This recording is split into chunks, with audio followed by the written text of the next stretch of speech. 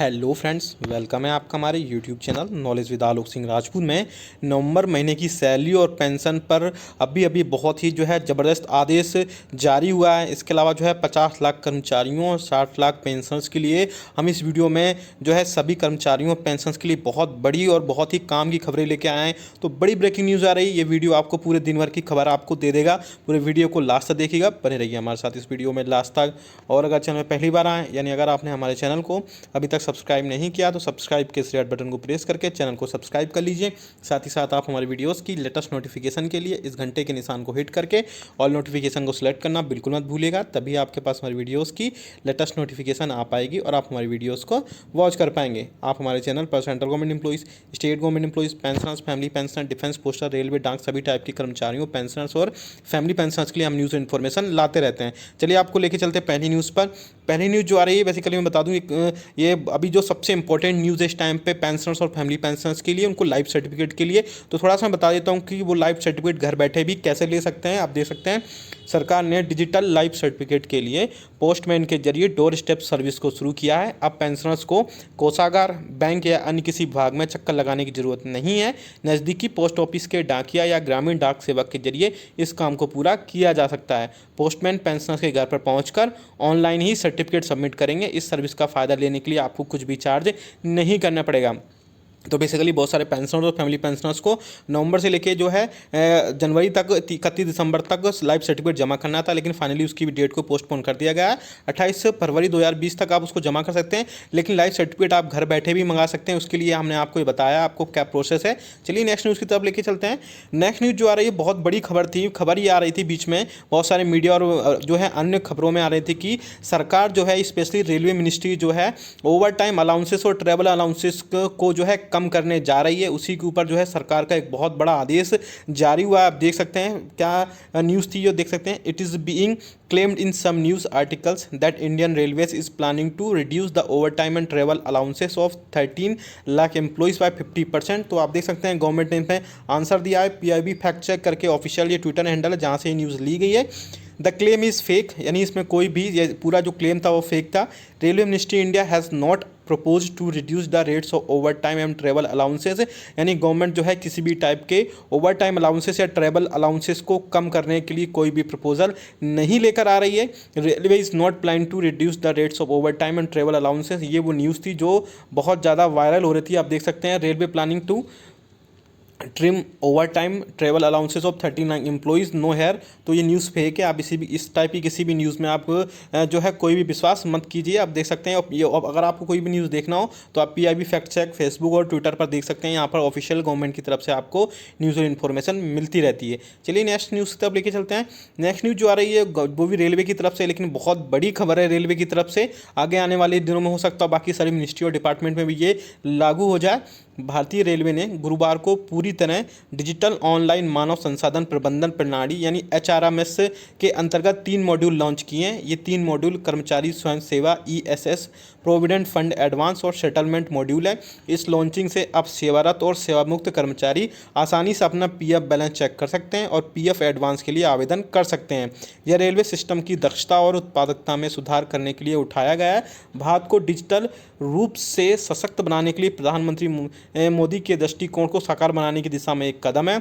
HRMS से उम्मीद की जाती है कि वह सभी कर्मचारियों के कामकाज पर एक बड़ा प्रभाव डालेगा और उन्हें अधिक तकनीक प्रेमी बना देगा, यानी सारी चीज़ें ऑनलाइन हो जाएंगी। आप देख सकते हैं मिनिस्ट्री ऑफ रेलवे की तरफ से ये नोटिफिकेशन दिया गया था। Shri Vinod Kumar Yadav, chairman CEO Railway Board has launched today 3 new modules of HRMS, namely Employee Sales Services, ESS, Provident Fund Advance, Settlement and User Depot module आप देख सकते हैं। बाकी ये जो है ट्विटर पर ये जारी किया गया था।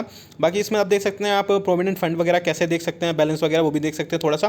Provident fund PF advance module के माध्यम से रेलवे कर्मचारी अपना पीएफ बैलेंस देख सकेंगे और पीएफ एडवांस के लिए ऑनलाइन आवेदन कर सकेंगे। सेटलमेंट मॉड्यूल से सेवानिवृत्त होने वाले कर्मचारियों की सभी अदायगी प्रक्रिया डिजिटल हो गई है। कर्मचारी ऑनलाइन रूप से अपना सेटलमेंट पेंशन बुकलेट को भर सकते हैं। सर्विस और ब्यौरा ऑनलाइन प्राप्त किया जा सकता है और पेंशन का पूरा काम ऑनलाइन होता है। इससे कागज़ के इस्तेमाल में कमी आएगी और सेवानिवृत्त हो रहे कर्मचारियों के बकायों की प्रोसेसिंग की भी मॉनिटरिंग की जा सकेगी। यानी आपका पीएफ का जो भी बकाया है या पीएफ बैलेंस वगैरह सब चीज़ें ऑनलाइन हो जाएंगी, जिससे काफ़ी हद तक जो है कामकाज में देरी होती थी वो जल्दी हो पाएगा। और इसके अलावा जो है तकनीक का इस्तेमाल करके सारी चीज़ें ऑनलाइन हो जाएंगी, तो इससे पेंशन का काम भी पूरा ऑनलाइन हो जाएगा। चलिए आपको लेके चलते हैं नेक्स्ट न्यूज़ पर। क्या है, मिनिस्ट्री ऑफ फाइनेंस के डिपार्टमेंट ऑफ एक्सपेंडिचर की तरफ से सेंट्रल पेंशन अकाउंटिंग ऑफिस, जिसे CPAO बोला जाता है, उसके रिगार्डिंग जारी किया गया है। आप देख सकते हैं कि बहुत सारे ऐसे कर्मचारी हैं जिनके जब वो एक ब्रांच से दूसरी ब्रांच चेंज करते हैं पेंशन के लिए, या फिर एक बैंक से दूसरी बैंक को चेंज करते हैं, तो बैंक जो है उनके पासबुक पर PPO नंबर नहीं उसमें मेंशन करती, जिसके चलते उन पेंशनर्स और फैमिली पेंशनर्स को बहुत ज़्यादा प्रॉब्लम्स हो जाती है। तो गवर्नमेंट ने जो है अब फिर से रिक्वेस्ट की है कि उन बैंक्स को कि आप जो है उनके PPO नंबर उसमें मेंशन करें, ताकि उनको एक ब्रांच से दूसरी ब्रांच या एक बैंक से दूसरे बैंक चेंज करते समय उनको PPO नंबर मेंशन हो, जिसमें उन्हें किसी भी टाइप की पेंशन में कोई भी प्रॉब्लम ना हो। आप देख सकते हैं इस नोटिफिकेशन में यहाँ पे wherein the heads of CPCC and government business departments were requested to instruct all their bank branches dealing with pension payments to record the PPO number in the passbook of the pensioners, family pensioners issued by them। Point number 2 देख सकते हैं, इसके पहले भी सरकार जो है time to time request करती रही है कि PPO नंबर जरूर मेंशन करे पासबुक में, ताकि पेंशनर्स या फैमिली पेंशनर्स को पेंशन लेने में किसी भी टाइप से कोई प्रॉब्लम ना हो। लेकिन फिर भी जो है इसके बाद भी गवर्नमेंट फिर से रिक्वेस्ट कर रही है। आप देख सकते हैं, despite clear instruction this office has received representations from many pensioners and pensioners associations that the bank branches are not recording the PPO number in the passbook of the pensioners, family pensioners, which leads to problem for transfer of pension account from one bank to another bank or from one branch to another bank branch। फिर से बोल, अब देख सकते हैं point number 3 में important है, thereof heads of all CPCC and government business department are once again requested to instruct all their bank branches dealing with the pension payment to record the PPO number in all the passbook of the pensioners and family pension issued by them। तो आप देख सकते हैं अगर आप भी अपनी bank change कराना चाहते हैं या ब्रांच चेंज कराना चाहते हैं, तो आप उसमें एक बार जरूर देख लें कि आपका PPO नंबर उसमें मेंशन है या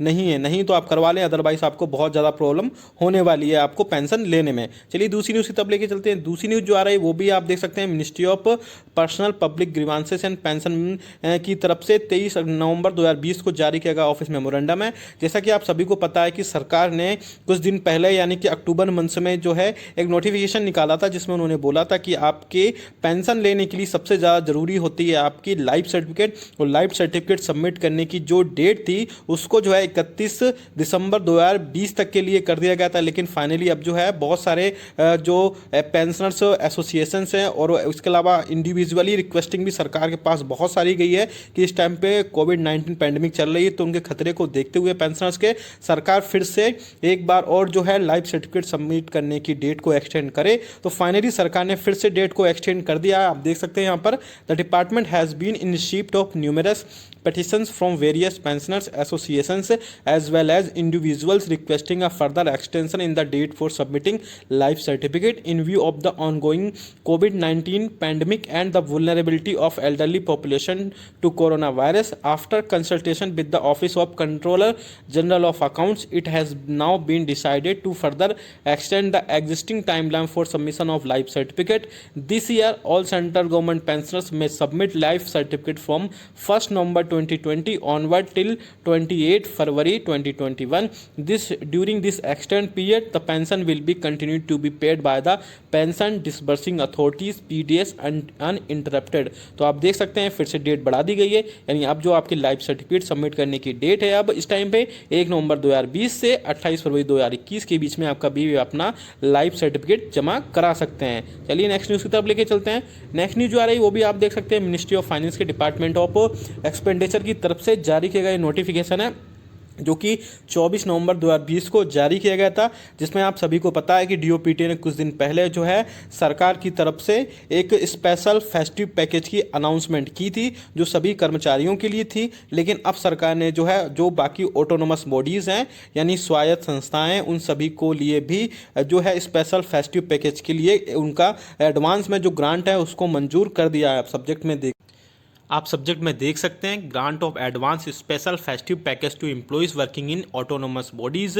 आप यहाँ पे देख लीजिए, the understanding is directed to say that with a view to enable government employees to meet expenses relating to festivals and to encourage spending, thereby giving a boost to economic activities in pursuance of decision taken by the government. This department wide office memorandum of even number dated 12 October 2020 copy enclosed has issued order for grant of interest free advance amounting of rupees 10,000 as a special festive package to be paid in advance to government employees.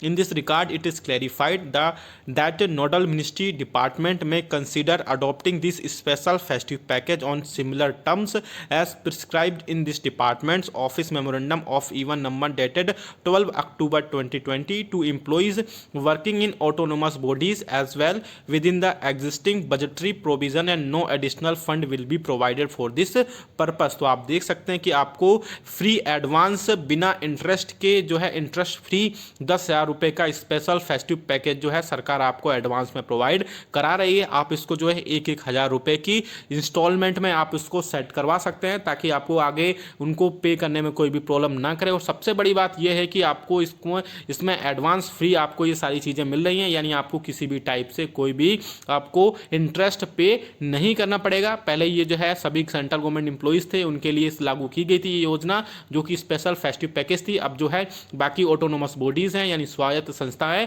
उनके लिए भी सरकार की तरफ से ये जो है लागू कर दी गई है, इसकी ग्रांट जो है एडवांस में दे दी गई है। मैंने आपको इसमें 3 न्यूज़ दिखाई, तीनों बहुत ही इंपॉर्टेंट थी। थोड़ा सा मैं फिर से रिपीट कर देता हूं कि पहली न्यूज़ जो थी इसमें, जो बैंक पासबुक में आपका पीपीओ नंबर मेंशन होता है वो बैंक कई बार नहीं करती है जब आपको, लेकिन आपको ऐसा कोई प्रॉब्लम नहीं है। लेकिन जब आप एक ब्रांच से दूसरी ब्रांच में आप उसको चेंज करते हैं या एक बैंक से दूसरी बैंक में आप अपना पेंशन खाता जो चेंज करते हैं, तो वहाँ पर उसको मेंशन होना बहुत ही ज़्यादा ज़रूरी होता है। अदरवाइज़ आपके लिए फिर से मैं बता दे रहा हूँ, ये सारी चीज़ें मैं बता भी चुका हूँ, फिर से आपको उसमें आप मेंशन ज़रूर करा लीजिए अगर आप ये सब चीज़ें करने वाले हैं, तो नहीं तो बाद में आपको बहुत ज़्यादा प्रॉब्लम हो जाएगी आपकी पेंशन आपके खाते में आने में। इसलिए सरकार ने उनसे रिक्वेस्ट की आप फिर से एक बार और जो है सारे जितने भी पीपीओ नंबर है उसमें आपको जो है मेंशन जरूर करने हैं। और दूसरा जो न्यूज़ में बताया था, फिर से बता देता हूँ कि आपकी जो सबसे इंपॉर्टेंट है कि आपको पेंशन लेने के लिए आपको लाइफ सर्टिफिकेट की सबमिशन की ज़रूरत सबसे ज़्यादा होती है। उसकी जो डेट थी पहले सरकार ने फिक्स की थी 31 दिसंबर, यानी कि 1 नवंबर 2020 से 31 दिसंबर 2020 के लिए। फाइनली जो है बहुत सारे पेंशनर्स इसमें रिक्वेस्ट कर रहे थे और पेंशनर्स एसोसिएशन भी इसमें रिक्वेस्ट की थी उन्होंने कि कोविड-19 पैंडेमिक के चलते सरकार जो है उनको डेट बढ़ाना चाहिए। तो सरकार ने फाइनली उनकी रिक्वेस्ट को मानते हुए अब उसकी पेंशन की यानी कि लाइफ सर्टिफिकेट सबमिट करने की जो डेट है उसको 28 फरवरी 2021 तक के लिए कर दिया, यानी 28 फरवरी 2021 तक आप उसको जो है अब सर्टिफिकेट अपना सबमिट कर सकते हैं। तो तीनों न्यूज़ बहुत इंपॉर्टेंट थी, जिससे आपकी आगे आने वाली सैलरी पेंशन में बहुत ज़्यादा फर्क पड़ने वाले हैं, चाहे वो नवंबर मंथ की हो दिसंबर मंथ की हो। वीडियो अच्छा लाइक करेगा, शेयर सभी के साथ करेगा। ऐसी न्यूज़ अपडेट्स के लिए आप हमारे चैनल को सब्सक्राइब भी कर लेगा। मिलते हैं आपको नेक्स्ट वीडियो में। Thank you so. Government of India के ministry of heavy industries and public enterprises की तरफ से 19 नवंबर 2020 को जारी किया गया ऑफिस मेमोरेंडम है। जैसा कि आप सभी को पता है कि अभी जितने भी सेंट्रल गवर्नमेंट एम्प्लॉइज़ और पेंशनर्स हैं उन सभी का महंगाई भत्ता और महंगाई राहत यानी डीए और डीआर को जो है फ्रीज किया हुआ है 30 जून 2021 तक के लिए। लेकिन जो ministry of heavy industries and public enterprises के जो एम्प्लॉइज़ हैं उनका डीए और डीआर अभी तक सरकार ने फ्रीज नहीं किया होता है। लेकिन अब जो है इस नोटिफिकेशन में आप देख सकते हैं कि सरकार ने जो एम्प्लॉइज सीपीएसई के एम्प्लॉइज थे यानी कि जो डिपार्टमेंट ऑफ पब्लिक एंटरप्राइजेस के एम्प्लॉइज़ है उनका भी डीए और डीआर जो है 30 जून 2021 तक के लिए फ्रीज कर दिया है। आप देख सकते हैं सब्जेक्ट में freezing of DNS allowances to employees of central public sector enterprises CPSE drawing pay as per 2017, 2007, 1997, 1992, 1997 IDA pay revising guidelines at current rates till 30 June 2021, यानी 30 जून 2021 तक के लिए उनका डीए जो है महंगाई भत्ता फ्रीज कर दिया गया है। आगे आप देख सकते हैं इस नोटिफिकेशन में CPSE the installment of DNS allowances payable to employees of central public sector enterprises drawing pay as per 2017 7 97 92 and 1987 IDA pay revision guidelines due from 1/10 to 2020 shall not be paid. The additional installment of DNS allowances due from 1/1/2020 and 1/4/2021 shall not also be paid. However, DNS allowances at current rates with effect from 1/7/2020 will continue to be paid। यानी 1 जुलाई 2020 से जो उनको DNS allowances provide किया जा रहा है वो उनको पे होता रहेगा। हालांकि उनका जो 1 अक्टूबर 2020 है वो भी उनको जो है पे नहीं किया जाएगा। इसके अलावा 1 जनवरी 2021 और 1 जो अप्रैल 2021 में पे होने वाला था वो भी उसमें पे नहीं किया जाएगा। इसके अलावा सबसे बड़ी चीज़ है कि उनको एरियर भी प्रोवाइड नहीं किया जाएगा, जैसे सेंट्रल गवर्नमेंट एम्प्लॉइज और पेंशन का प्रोवाइड नहीं किया जाएगा गया था। आप यहाँ पे देख सकते हैं no arrears for the period from 1/10/2020 till 30/6/2021 shall be paid. यानी 1 अक्टूबर 2020 से 30 जून 2021 तक का कोई भी एरियर उनको प्रोवाइड नहीं कराया जाएगा। और पॉइंट नंबर 4 में आप देख सकते हैं द एडमिनिस्ट्रेटिव मिनिस्ट्री या department of government of India are requested to bring the foregoing to the notice of the CPSE under their administrative control for the necessary action at their end। यानी finally 1 अक्टूबर 2020 से 30 June 2021 तक के लिए ministry of heavy industries and public enterprises यानी CPSE के कर्मचारियों का DA जो है फ्रीज कर दिया गया है। आगे जो भी अपडेट